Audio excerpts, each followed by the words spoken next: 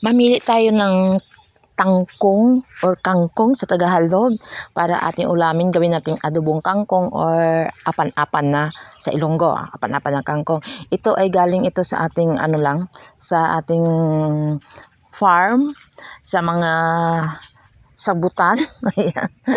Doon sa may lagoon sa Cebuano pa yung may tubig na na nilagyan ng ng gisabugan lang namin ng kangkong. Kaya yun, pwede na magulay. Ayan, makasave naman tayo ng isang ulam. Ayan, ito ay atin i-breakfast. Ito. So, makasave tayo. Bago ang lahat, ang hindi pa nakasubscribe sa ating channel, ayan, please subscribe na naman ninyo si Infinity TV channel, guys. Ayan, para sa sunod kung ang mga upload ay ma-notify ko kayo. Palihog lang ako i-click ang aking bell button. Ayan, yan lang ang atin gagawin para hindi kayo mamiss sa aking kasaysayan dito sa probinsya. Kung ano ang aming mga gawain o ano ang aming mga buhay-buhay dito sa probinsya. Ayan, bakit ko nilagyan ito ng asin ang tubig? Kasi para mapatay ang mga bakterya nga andito sa ating gulay. Yun ang purpose ng asin. Ayan, tingnan mo, atin ito para sakali naman hindi lang man sa bakterya, kung malay mo, kung magbili kayo ng mga gulay sa palengke, prutas, ang gagawin ninyo ay lagyan nyo ng asin ang tubig at ilublob ang gulay or mga prutas na inyong binili kasi yan ay para matanggal yung pesticide, insecticide, yung mga lason, mga bakterya, yun ang purpose. Ayan. Bakit saan ko ito nakuha? Ito ay nakuha ko ito pag abroad ko sa Middle East. Ito ang ginagawa ng nanay ng aking madam na magluluto siya ng gulay. At hindi lang, at ito rin ang tinuturo ng Department of Agriculture na dapat nating gawin kasi ang panahon ngayon ay hindi na safe tayo sa mga lason. Pero actually, yung aming kangkong wala namang lason kasi dito lang sa aming bakuran kinuha. Pero siyempre may mga bakterya rin yan. Ayan, kaya lagyan natin ng asin. At ang ating kaldero para hindi maitim, nilagyan ko rin iyan ng used oil.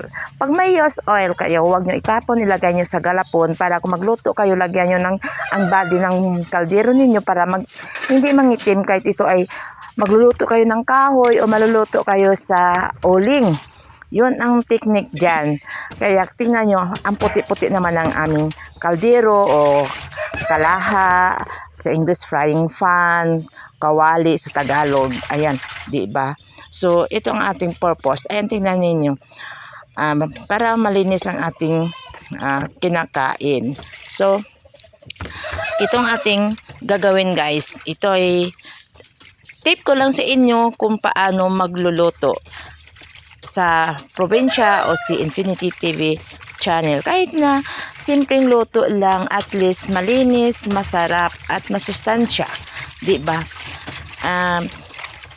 Kaya ito, guys, abangan ninyo ang ating pagluluto sa apan-apan or adobong kangkong. Pero ito, guys, take note kasi kulang kami sa ingredients kay dito kami sa Kabiasnan.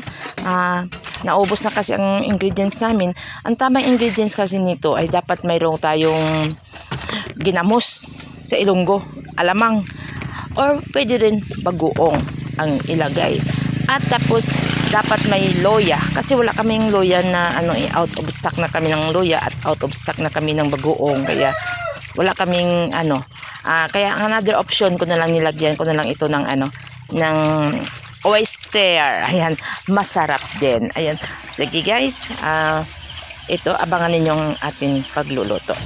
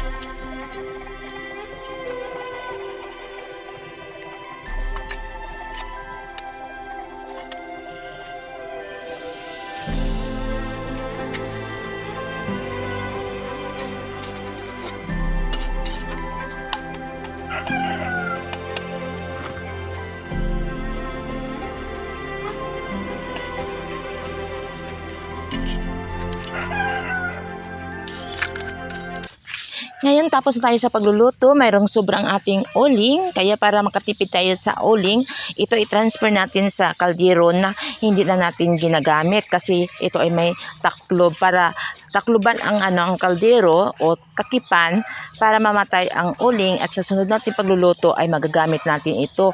Actually, itong uling na ginagamit namin ay gawa din namin. Ayan ay pinapauling ni Mama yung mga paya. Ako si Ilonggo pa. Yung tapos ng yung pakupras. So, 'di ba may paya yung bukong bagol niya ay tama yung bagol niya.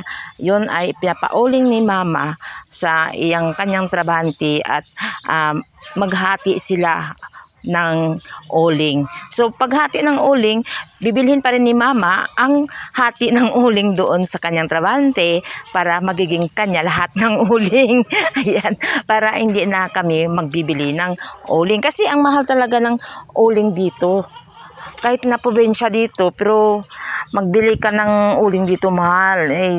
250 pesos kasi special kasi yung bagol ng niyog compare sa kahoy. Kaya yun.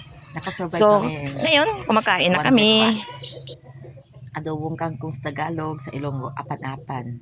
At mayroon kaming kunting adobong baboy.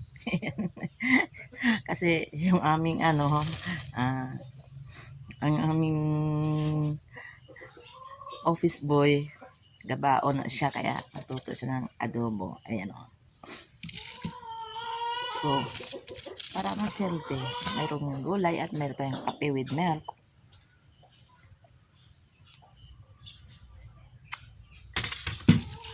So, enjoy naman yung tanghali. May ulam pa kami ni Mama. May naitali pa ng adobong kangkong. At saka adobong baboy.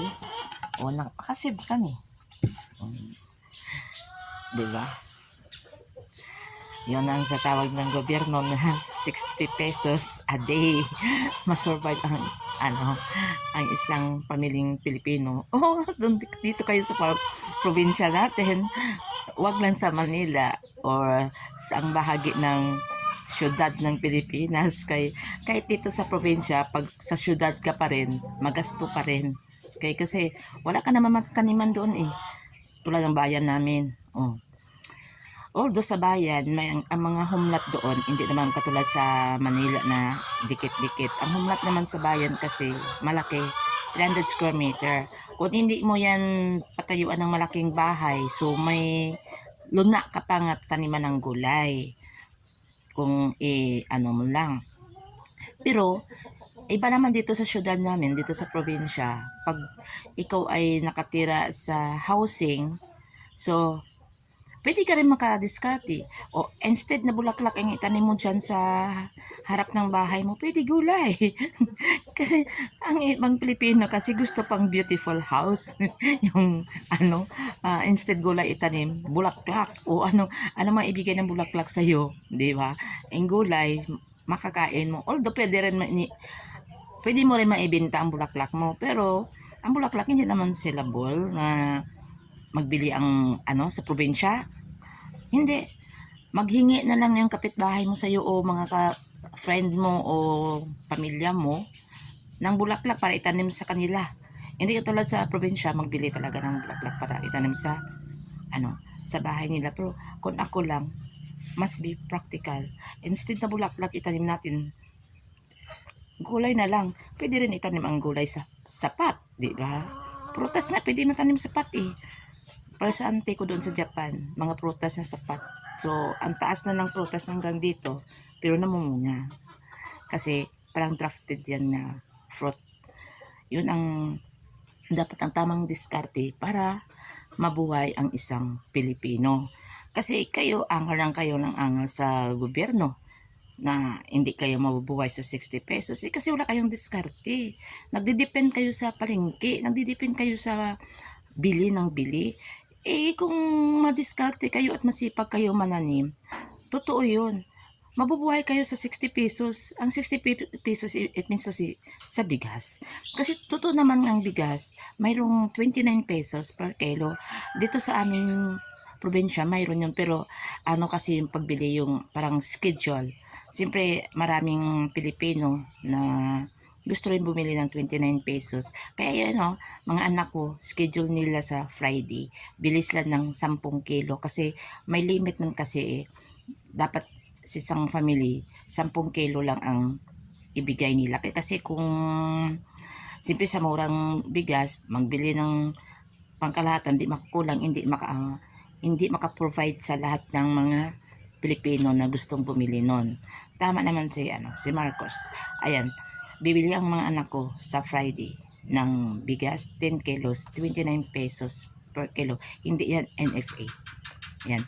Yung produkto yan ng mga magsasaka. Doon sila bibili sa NIA, sa National Irrigation Authority. Kasi yon ay, yan ng mga NIA, yung collection nila yan sa mga farmer. Yan. Kaya guys, hanggang dito lang tayo. Ayan.